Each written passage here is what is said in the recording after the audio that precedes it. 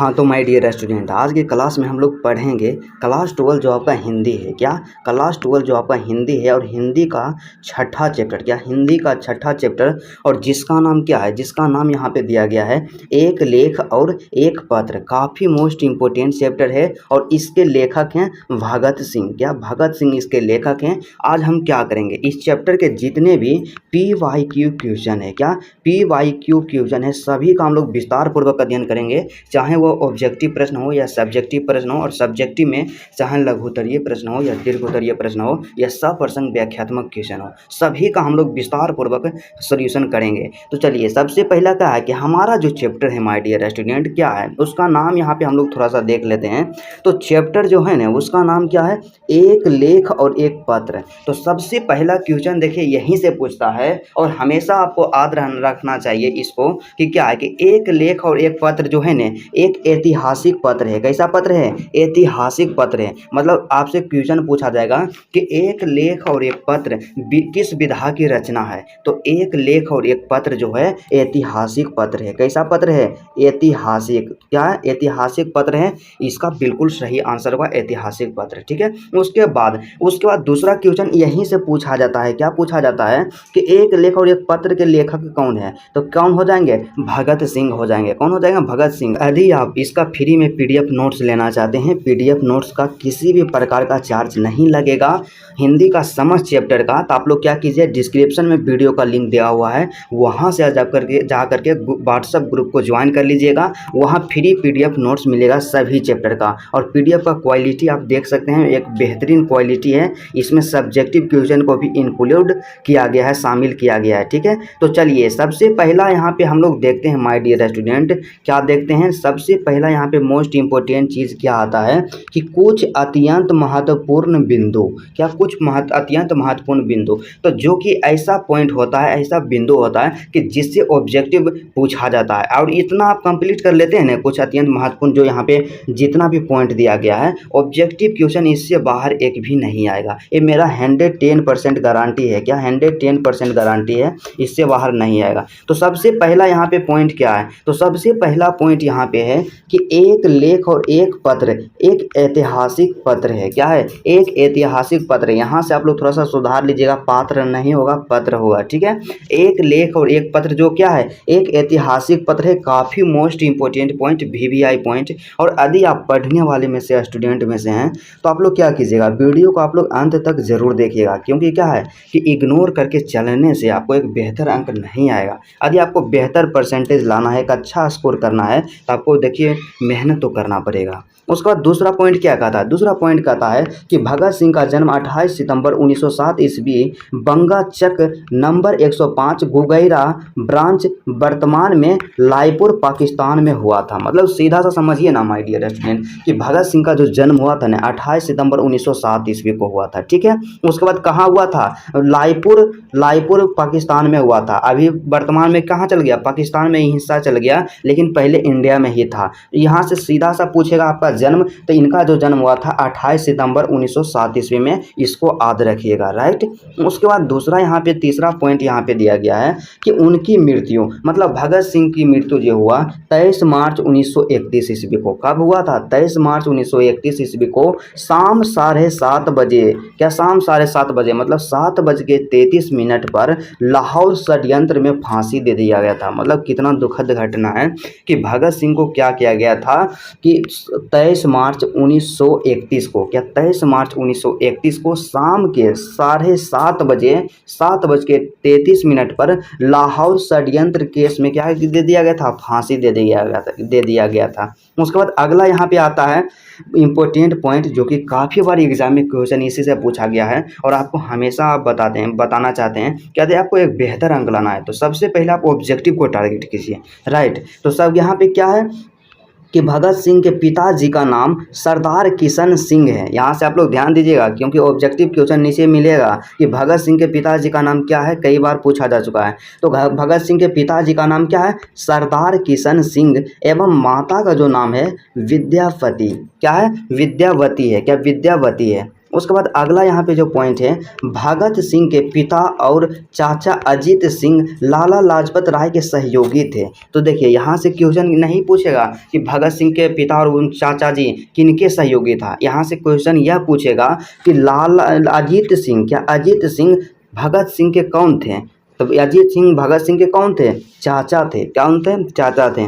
उसके बाद अगला यहाँ पे जो पॉइंट दिया गया है क्या है कि भगत सिंह की शहादत के बाद उनके भाई कुलदीप सिंह और कुलतार सिंह को देवली कैंप जेल में रखा गया था, जहां वे 1946 तक रहे। तो इसमें सिर्फ बस दो ही चीज़ ध्यान रखना है कि भगत सिंह के जो भाई थे, क्या भगत सिंह के दो भाई थे, पहला भाई का नाम कुलदीप सिंह और दूसरा भाई का नाम कुलतार सिंह। तो आपसे क्वेश्चन पूछ सकता है कि कुलदीप सिंह और कुलतार सिंह भगत सिंह के कौन थे, तो भगत सिंह के भाई थे। उसके बाद अगला यहाँ पे क्वेश्चन जो दिया गया है कि भगत सिंह 12 वर्ष की उम्र में जालियांवाला बाग की मिट्टी लेकर क्रांतिकारी गतिविधियों की शुरुआत किए थे। मतलब सीधा सा समझना है कि भगत सिंह जो थे ने 12 वर्ष की अवस्था में क्या किए कि जहाँ पे जालियांवाला बाग हत्याकांड हुआ था उसी जगह से मिट्टी लिए, क्या उसी जगह से मिट्टी लिए और क्रांतिकारी आंदोलन में क्या किए, कूद पड़े हैं। ठीक है।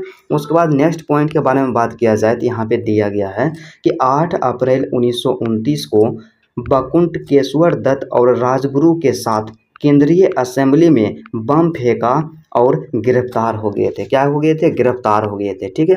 उसके बाद अगला यहाँ पे पॉइंट क्या है कि भगत सिंह की पहली गिरफ्तारी 1927 ईस्वी में हुई।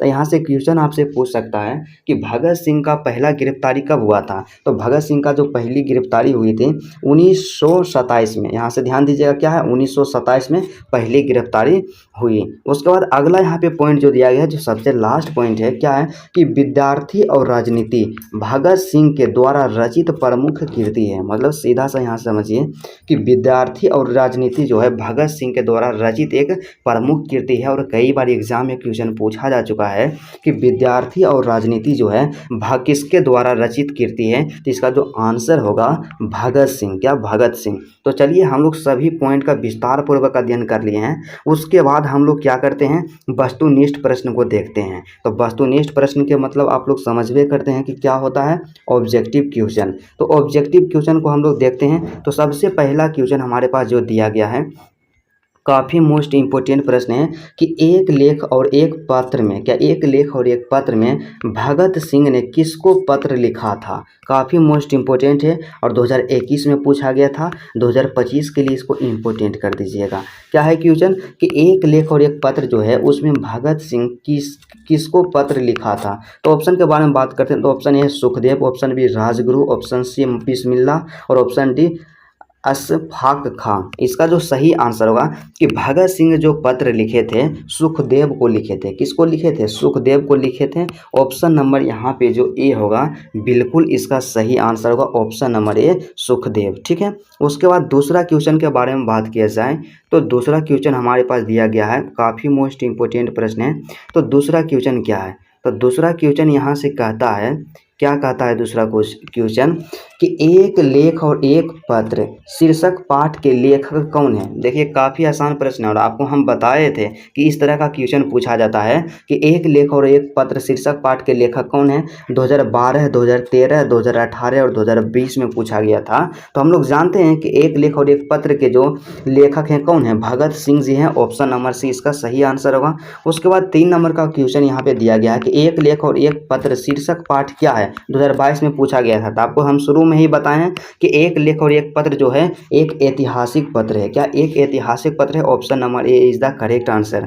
उसके बाद 12 नंबर का क्वेश्चन, 4 नंबर का क्वेश्चन जो है 2022 में पूछा गया था कि भगत सिंह के पिता का क्या नाम था। मतलब भगत सिंह के पिताजी का क्या नाम था। हम लोग जानते हैं कि भगत सिंह के पिताजी का जो नाम था सरदार किशन सिंह था। क्या, सरदार किशन सिंह था।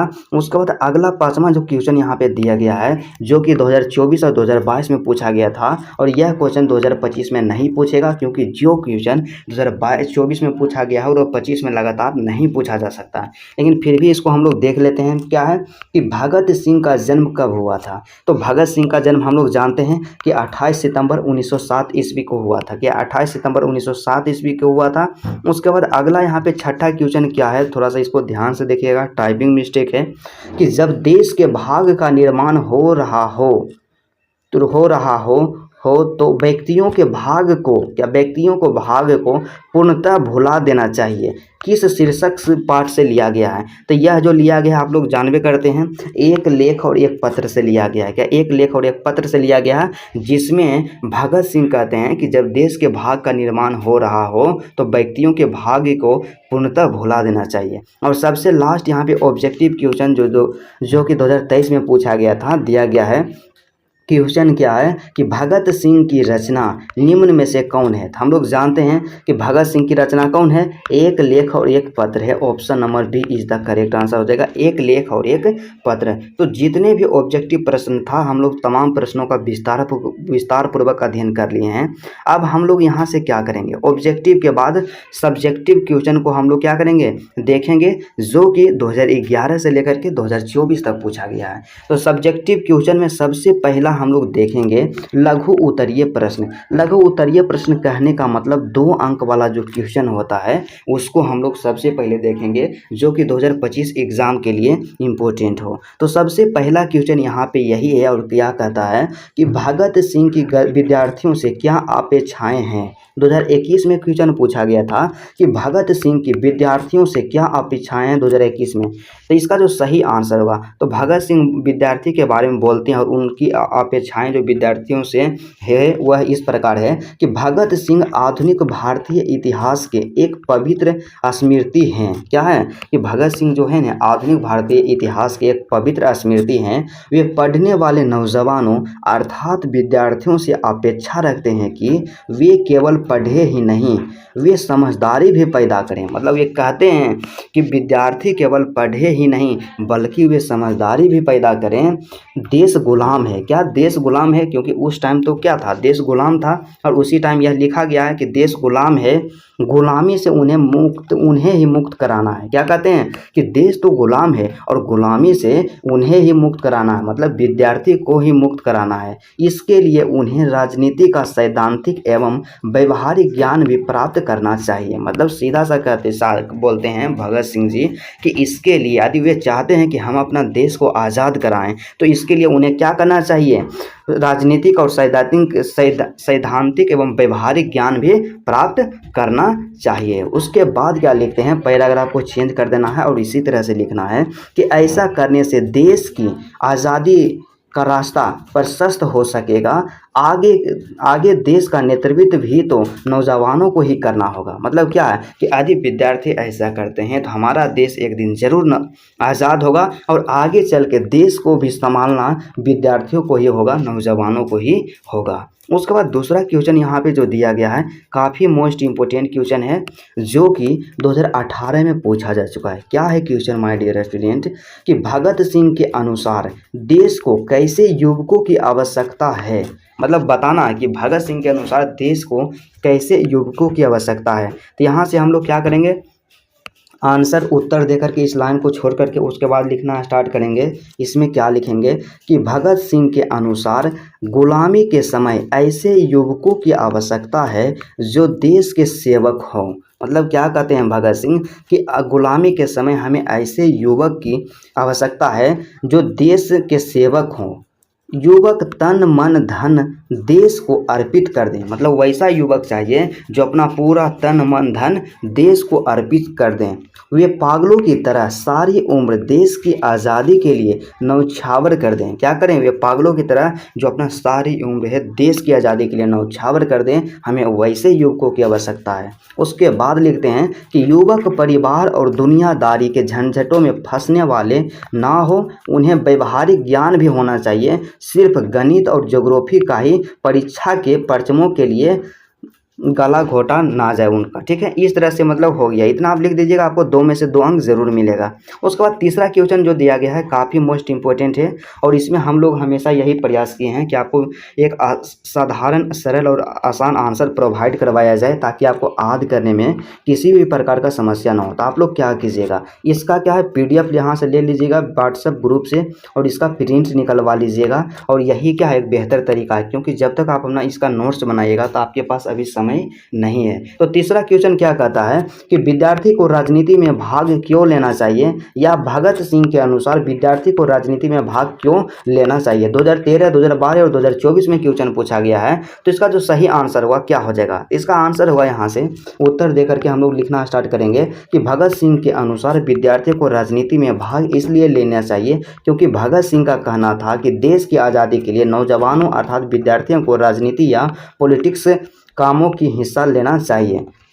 यहाँ से मतलब सीधा सा समझिए कि मतलब भगत सिंह क्या कहते हैं कि राजनीति में भाग इसलिए लेना चाहिए विद्यार्थी को, क्योंकि क्या है कि देश की आज़ादी के लिए, क्या, देश की आज़ादी के लिए नौजवानों अर्थात विद्यार्थियों को राजनीति या पॉलिटिक्स कामों में हिस्सा लेना चाहिए। वैसे शिक्षा निकम्मी है, मतलब वैसा शिक्षा निकम्मी है जो विद्यार्थी युवा जगत को अपने देश की बातें में हिस्सा नहीं लेने देती है। मतलब वैसा शिक्षा को भगत सिंह निकम्मी मानती है जिसके द्वारा वे क्या करते हैं, देश के राजनीति में हिस्सा नहीं ले पाते हैं, ठीक है। उसके बाद अगला यहाँ पे दिया गया है कि पराया देश के बारे में विद्यार्थी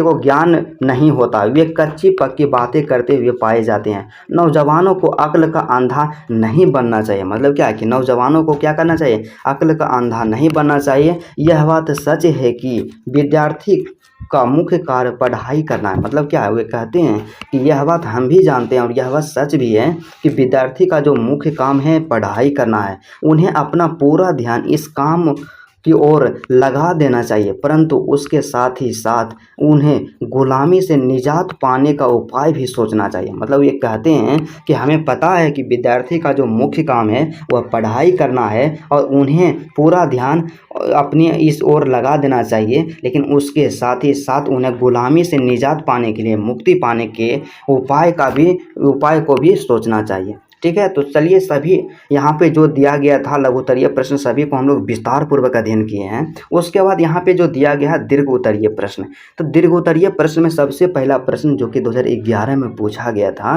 दीर्घ उत्तरीय प्रश्न का मतलब क्या है, 5 अंक वाला प्रश्न है। तो यहाँ पे क्या है क्वेश्चन कि भगत सिंह ने कैसी मृत्युओं को सुंदर कहा है और वे आत्महत्या को कायरता कहते हैं, इस संबंध में उनके विचारों को स्पष्ट करें। मतलब क्या कि भगत सिंह बोले थे कि कैसी मृत्यु को उन्होंने सुंदर कहा था और उसके बाद आत्महत्या को वे कायरता बोले थे, इसी के संबंध में क्या उनके विचार को यहाँ पे क्या करना है, प्रस्तुत करना है, लिखना है। तो यहाँ से हम लोग सीधा सा यहाँ से लिखेंगे, काफ़ी मोस्ट इम्पोर्टेंट क्वेश्चन है। तो इसका आंसर क्या होगा, इसका आंसर हम लोग यहाँ से देना स्टार्ट करते हैं। यहाँ से हम लोग क्या करेंगे, उत्तर लिखें इस लाइन को छोड़ के, उसके बाद लिखेंगे कि भगत सिंह का विचार मृत्यु के संदर्भ में बहुत उन्नत था। मतलब भगत सिंह का जो विचार था ना, मृत्यु के संबंध में बहुत ही उन्नत था।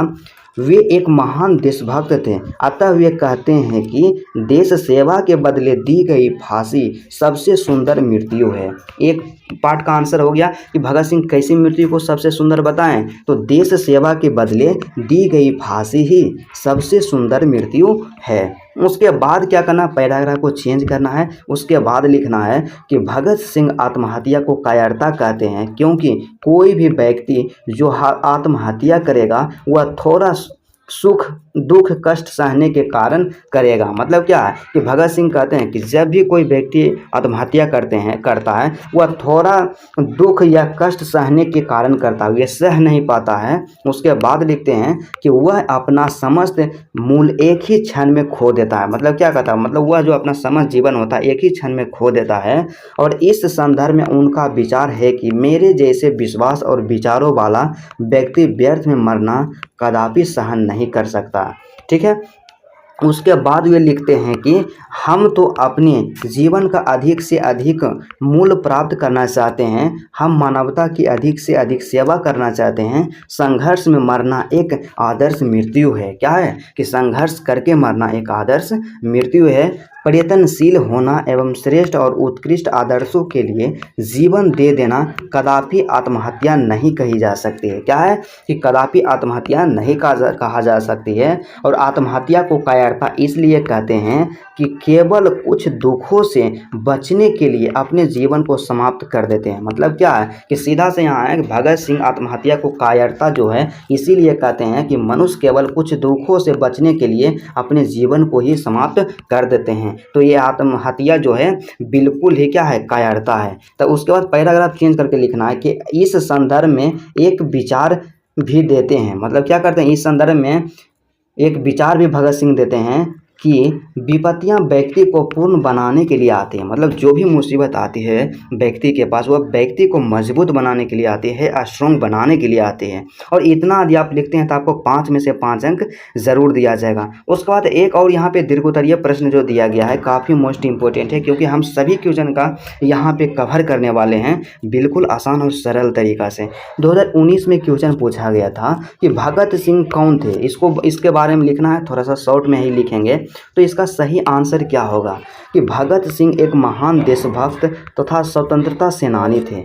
क्या है, सबसे पहला पहचान यहाँ पे वही बनता है कि भगत सिंह जो थे एक महान देशभक्त थे और स्वतंत्रता सेनानी थे। उनका जन्म, मतलब भगत सिंह का जो जन्म हुआ था, तो भगत सिंह का जन्म जो हुआ था आपको हम बताए थे कि भगत सिंह का जन्म कब हुआ था, 28 सितंबर 1907 ईस्वी में हुआ था। लाहौर षड्यंत्र केस में 23 मार्च 1931 ईस्वी को भगत सिंह को अंग्रेज़ों ने फांसी के फंदे पर लटका दिया था। मतलब क्या है, तो उनका जन्म 28 सितंबर 1907 ईस्वी को हुआ था और उनका मृत्यु जो हो गया था 23 मार्च 1931 ईस्वी को।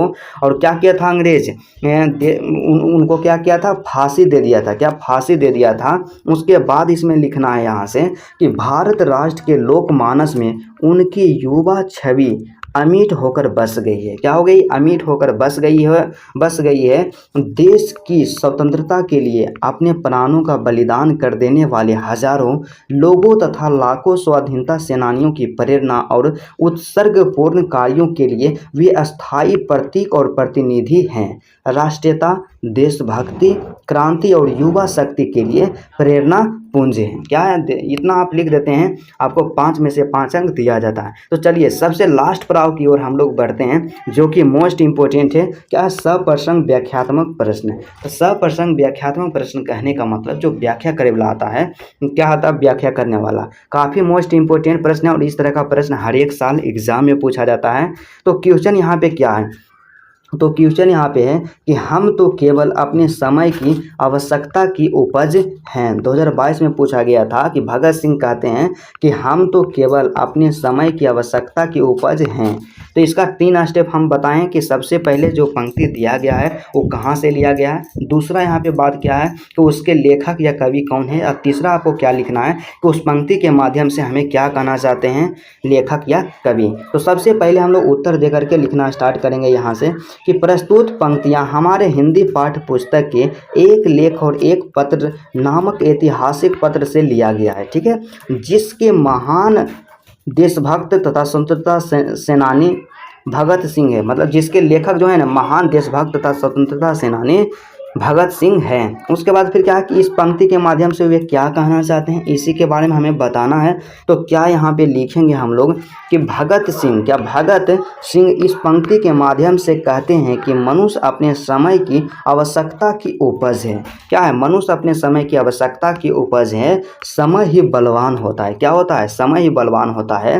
भारत गुलाम था। क्या, भारत गुलाम था, आज़ादी हो जाएगा। मतलब ये कहते हैं कि भारत गुलाम था और आज़ादी भी हो जाएगा। अतः अपने रास्ते पर भारतीयों को चलकर देश को आज़ाद बनाना होगा। क्या होगा, अपने रास्ते पे चल के भारतीयों को देश को आज़ाद बनाना होगा। जेल की सज़ा या मृत्यु दंड से डरना नहीं होगा। ठीक है, और इतना आप लिख देते हैं, आपको क्या है कि 4 में से 4 अंक जरूर दिया जाएगा। तो चलिए हम लोग क्या करें, इस चैप्टर के जितने भी ऑब्जेक्टिव और सब्जेक्टिव प्रश्न था, तमाम प्रश्नों का हम लोग विस्तार पूर्वक अध्ययन किए हैं। और यदि आप माय डियर स्टूडेंट इसका PDF PDF नोट्स लेना चाहते हैं, क्योंकि क्या है हम बार बार PDF नोट्स पे इसीलिए जोर दे रहे हैं कि हम जिस टाइम पढ़ते थे, अपना तैयारी करते थे, तो हमें नोट्स का बहुत प्रॉब्लम होता था और हम नहीं चाहते हैं कि आपके सामने भी इस तरह का प्रॉब्लम आए और इसका सामना आपको करना पड़े। इसलिए आप क्या कीजिएगा, डिस्क्रिप्शन उसका में जो व्हाट्सअप ग्रुप का लिंक दिया हुआ है वहाँ जा करके व्हाट्सअप ग्रुप को ज्वाइन कर लीजिएगा और वहाँ से PDF ले लीजिएगा। तो चलिए आज का क्लास यहीं तक रहता है। यदि वीडियो आपको अच्छा लगा तो वीडियो को आप लोग दिल से लाइक कर दीजिएगा और मेरे चैनल पे यदि आप नए हैं और आपको लगता है कि यह जो चैनल है मेरी एग्ज़ाम की तैयारी के लिए यूज़फुल है, इससे हमको सीखते हैं, तो चैनल को आप लोग ज़रूर सब्सक्राइब कर लीजिएगा। तो चलिए आज का क्लास यहीं तक रहता है, फिर आपसे मिलते हैं नेक्स्ट वीडियो में और नेक्स्ट चैप्टर के साथ।